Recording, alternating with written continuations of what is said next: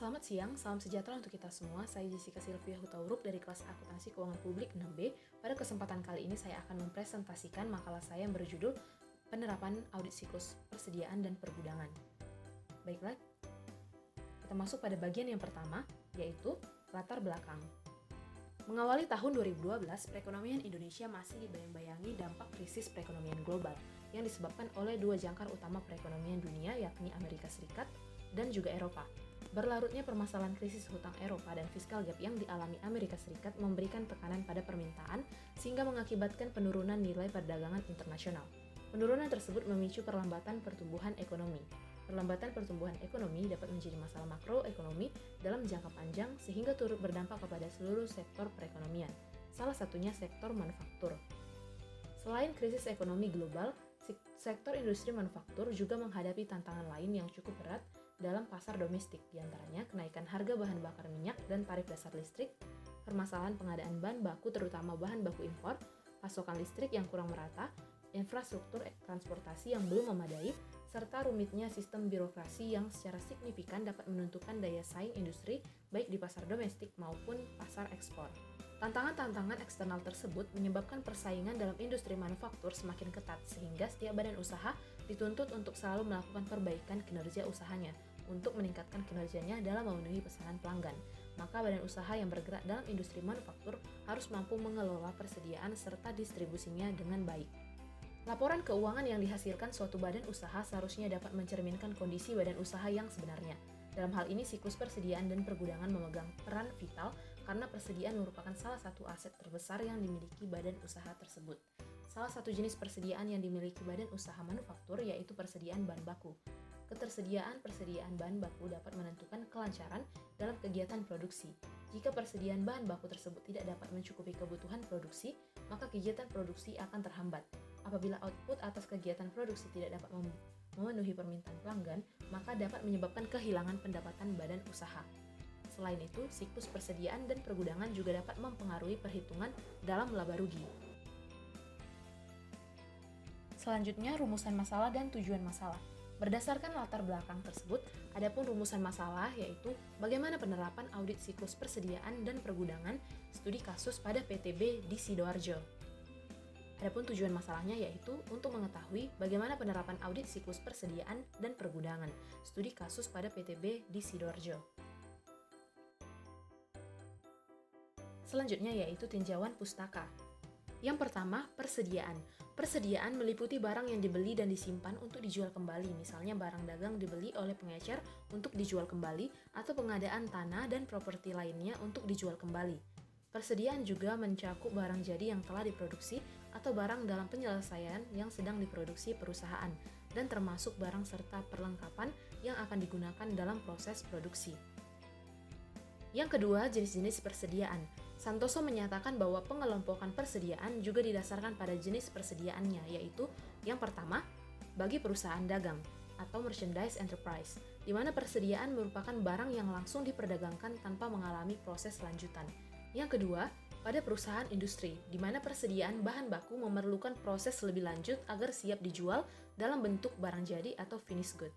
Maka persediaan dikelompokkan sebagai berikut ini. Yang pertama, bahan baku atau raw material. Yang kedua, barang dalam proses. Yang ketiga, barang jadi atau finished good. Yang keempat, bahan pembantu atau factory manufacturing supplies. Yang ketiga, sistem pencatatan persediaan. Sistem pencatatan pengelolaan persediaan yang dimaksud dapat dilakukan dengan dua cara, yaitu yang pertama, sistem persediaan periodik atau fisik, yaitu Periodical Physical Inventory System. Yang kedua, sistem persediaan terus-menerus atau Perpetual Inventory System. Dan juga ada beberapa macam metode penilaian persediaan yang umum digunakan. Yang pertama, last in first out atau LIFO. Yang kedua, first in first out atau FIFO. Yang ketiga, average cost atau biaya rata-rata. Dan yang keempat, identifikasi khusus atau specific identification. Yang keempat, integrasi pengujian. Yang pertama yaitu pengujian siklus akuisisi dan pembayaran. Dalam audit, di mana klien memiliki file induk persediaan perpetual, auditor seringkali menguji hal tersebut sebagai bagian dari prosedur pengujian pengendalian, serta pengujian substantif atas transaksi yang telah dilakukan dalam siklus akuisisi dan pembayaran. Demikian juga jika biaya manufaktur dibebankan kepada setiap pekerjaan atau proses. Hal itu biasanya diuji sebagai siklus yang sama. Yang kedua, pengujian siklus penggajian dan personalia.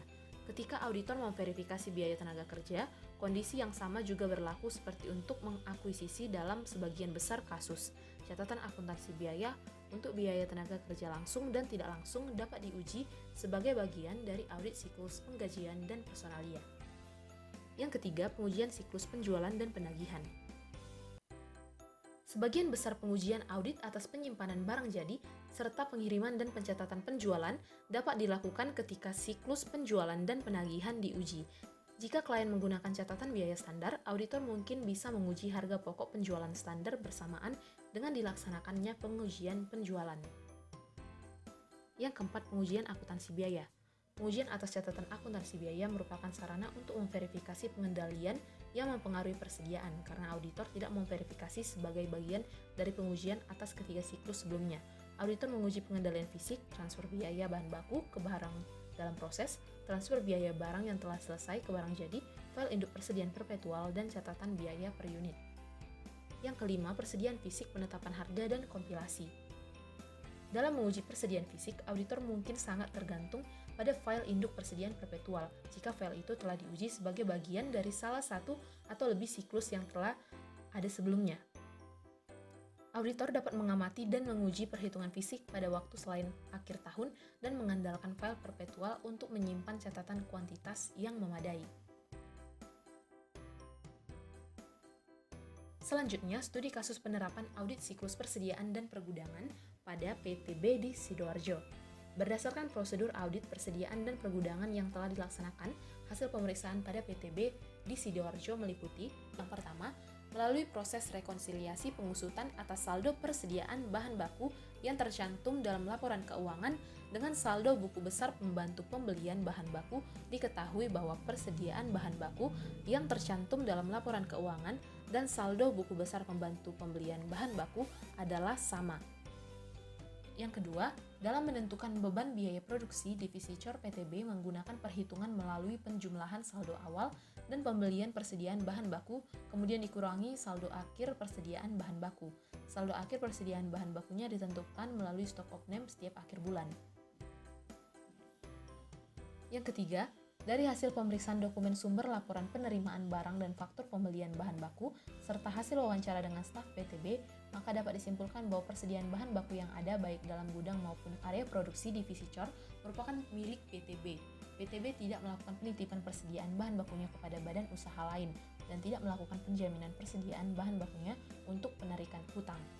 Yang keempat, cut-off yang dilakukan PTB untuk transaksi pembelian bahan baku telah dilaksanakan dengan tepat. Hal tersebut dapat disimpulkan setelah dilakukan pemeriksaan atas dokumen yang mengandung transaksi pembelian bahan baku. Yang kelima, persediaan bahan baku PTB yang disajikan pada neraca berdasarkan nilai perolehannya atau at cost dengan menggunakan metode penilaian persediaan weighted average. Metode ini telah sesuai dengan prinsip akuntansi yang berlaku umum dan telah diterapkan pada PTB secara konsisten. PTB telah melakukan stock of name atas persediaan bahan bakunya secara berkala, yakni 1 bulan sekali pada akhir bulan. Namun demikian, stock of name yang dihasilkan oleh PTB tidak didampingi instrumen pengendaliannya, yakni dokumen pemakaian atau pengeluaran bahan baku. Dengan tidak adanya dokumen pengeluaran bahan baku, maka tentu saja dapat merugikan PTB, di mana PTB akan mengalami kesulitan dalam pendeteksian kehilangan persediaan bahan baku, dan juga PTB akan kesulitan dalam menilai produktivitasnya. Berdasarkan hasil penerapan audit siklus persediaan dan pergudangan, maka dapat ditarik kesimpulan sebagai berikut ini. Yang pertama, dari hasil pemahaman atas struktur pengendalian internal siklus persediaan dan pergudangan PTB, dapat disimpulkan bahwa struktur pengendalian internal tersebut cukup memadai, di mana sudah terdapat struktur organisasi yang memisahkan fungsi-fungsi yang ada di dalam badan usaha. Selain itu, sistem dan prosedur yang terkait dengan persediaan telah diterapkan dengan cukup baik dan telah didukung dengan dokumen-dokumen yang diperlukan. Yang kedua, walaupun demikian masih terdapat beberapa kelemahan struktur pengendalian yang perlu dibenahi, seperti gedung yang bebas dimasuki oleh siapapun dan tidak adanya dokumen pengeluaran persediaan bahan baku. Namun, kelemahan-kelemahan pengendalian internal yang ditemukan pada PTB ini masih dapat ditoleransi. Yang ketiga, dari hasil audit persediaan bahan baku, maka diperoleh informasi bahwa PTB menggunakan metode penentuan biaya persatuan berdasarkan harga perolehan atau cost dengan metode weighted average dalam penilaian persediaan dan sistem periodik dalam pencatatan persediaannya. Semua metode dan sistem tersebut telah sesuai dengan standar akuntansi yang berlaku dan secara konsisten diterapkan dari tahun ke tahun. Penyimpangan-penyimpangan yang terjadi pada perusahaan yang dapat menimbulkan dampak negatif harus segera diatasi demi kebaikan perusahaan itu sendiri. Berdasarkan konklusi dan implikasi yang sudah ditemukan, maka dapat dibuat rekomendasi atau saran, yaitu sebagai berikut ini. Yang pertama, PTB sebaiknya memiliki petugas gudang yang bertanggung jawab atas keluar masuknya persediaan serta mengotorisasi dokumentasi pengeluaran maupun pengembalian bahan baku. Hal ini juga harus disertai dengan penggunaan ruangan gudang, terutama untuk menyimpan persediaan bahan baku yang bernilai material.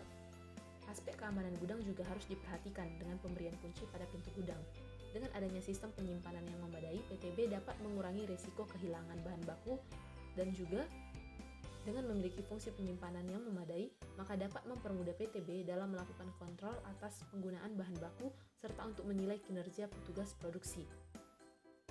Dengan adanya pencatatan yang memadai atas penggunaan bahan baku, maka apabila terjadi pemborosan bahan baku, dapat segera diketahui dan ditindaklanjuti oleh PTB. Saran yang kedua yaitu, untuk peningkatan kualitas hasil produksi, sebaiknya PTB merumuskan formula atau standarisasi pemakaian bahan baku dalam proses melting sehingga produk yang dihasilkan dapat sesuai dengan kualitas yang diminta pelanggan. Pelaksanaan stock of name atas persediaan bahan baku hendaknya didasarkan atas instruksi tertulis dari pihak yang berwenang sehingga hasil perhitungan fisik tersebut dapat dilaksanakan dengan sungguh-sungguh dan dipertanggungjawabkan serta dapat dipercaya kebenarannya. Sekian video presentasi yang dapat saya bawakan, semoga video ini bermanfaat dan dapat dipahami oleh teman-teman sekalian. Dan terima kasih sudah menonton.